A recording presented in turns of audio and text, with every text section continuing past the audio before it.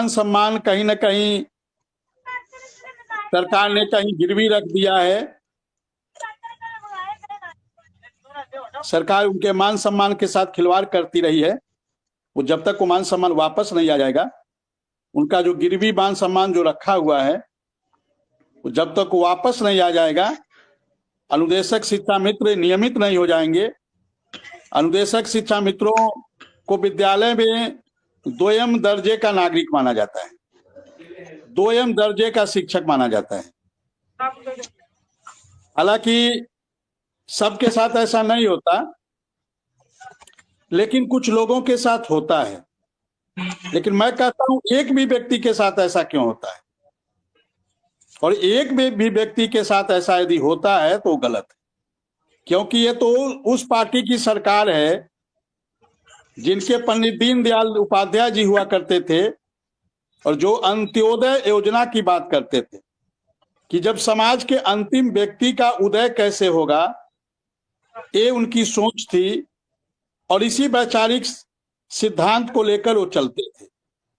तो जब तक विद्यालय में, बेसिक शिक्षा विद्यालय में अंतिम व्यक्ति का उदय नहीं होगा, जब तक अनुदेशक शिक्षा मित्रों का उदय नहीं होगा, तब तक हम लोग की ये लड़ाई बंद नहीं होने वाली है, और ये लड़ाई अनवरत जारी रहेगी, और तब तक चलेगी जब तक कि हम एक एक अनुदेशक को, एक एक हमारा शिक्षा मित्र अपने विद्यालय में स्थापित न हो जाए। अभी स्थापित नहीं हो पाए हैं। अभी मैं बता रहा था, दोयम दर्जे के शिक्षक माने जाते हैं। जितना बेगारी कराना हो अनुदेशक से करा लो, शिक्षा मित्रों से करा लो। जितना शोषण करना हो अनुदेशक का कर लो, शिक्षा मित्रों का कर लो। जो भी जुल्म ढाना हो अनुदेशक पे ढा लो, शिक्षा मित्रों पे ढा लो। जो भी समस्याएं पैदा करनी हो उसके लिए कौन है, तो अनुदेशक है। और काम लेना है, सबसे अच्छा काम कौन कर रहा है विद्यालय में, तो प्राथमिक शिक्षा में शिक्षा मित्र कर रहे हैं, और 6 से 8 में अनुदेशक कर रहे हैं। लेकिन जब देने की बारी आती है, जब सम्मान देने की बारी आती है, कुछ देने की बारी आती है, तो सब अपना हाथ ऊपर कर देते हैं, और जो कुछ नहीं करता हो उसको सारा क्रेडिट चला जाता है।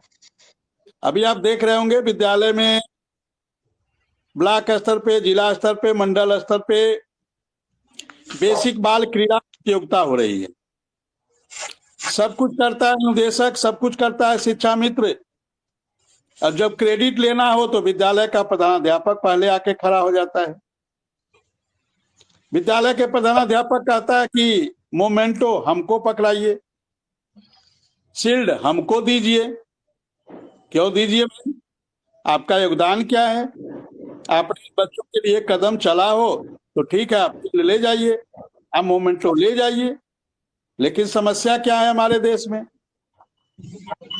अन्याय के खिलाफ बोलने के लिए बहुत कम लोग खड़े होते हैं। अन्याय के खिलाफ बोलने के लिए महात्मा गांधी लोग नहीं है कि जॉर्ज पंचम के सामने जब उन्होंने पूछा कि mister Gandhi where are your clothes, mister Gandhi तुम्हारे कपड़े कहाँ हैं, तो उस जॉर्ज पंचम जिसका 2/3 विश्व पर कब्जा था और 2/3 विश्व पर यूनियन जैक लहरा रहा था, उस जॉर्ज पंचम के सामने महात्मा गांधी ने कहा, हिम्मत की दाद देनी चाहिए उस व्यक्ति की। उस व्यक्ति ने कहा कि मेरे देश के लोगों के कपड़ों तो आपने चुरा लिए। देखिए क्या हिम्मत है उस व्यक्ति के अंदर। मेरे देश के लोगों के कपड़े तो आपने चुरा लिए हैं, तो फिर मैं कहां से कपड़ा पहन पाऊं। और आज समस्या हम लोग के अंदर भी, हमारे भी कुछ अनुदेशक साथी हैं, कुछ शिक्षा मित्र साथी भी हैं, इस बात से इनकार नहीं किया जा सकता, अन्याय के खिलाफ खड़ा होना नहीं चाहते, सत्य के साथ खड़ा होना नहीं चाहते। अन्याय जब हो रहा हो वहां खड़ा होना चाहिए, पूरी मुस्तैदी से खड़ा होना चाहिए, सत्य के साथ खड़ा होना चाहिए। लेकिन समस्या है, समस्या कुछ हम लोग के साथियों के अंदर भी है, अनुदेशकों के अंदर भी है, वो सत्य के साथ नहीं खड़ा होते, न्याय के साथ नहीं खड़ा होते। जहां अन्याय हो रहा है उसके विरुद्ध में, उसके विपक्ष में नहीं खड़ा होते। इसलिए आज 11 वर्षों में इतनी समस्या हुई है। यदि हम शुरू से ही अन्याय के खिलाफ खड़े होते, सत्य के साथ खड़े हुए होते, तो आज स्थितियां कुछ बदली हुई होती। लेकिन स्थितियां बदली क्यों नहीं? बदली इसीलिए नहीं क्योंकि बिना नाम के पोस्ट आ जाएंगे और उसको अनुदेशक साथी वायरल करने लगेंगे। आप बताइए पोस्ट में कितनी सत्यता हो सकती है?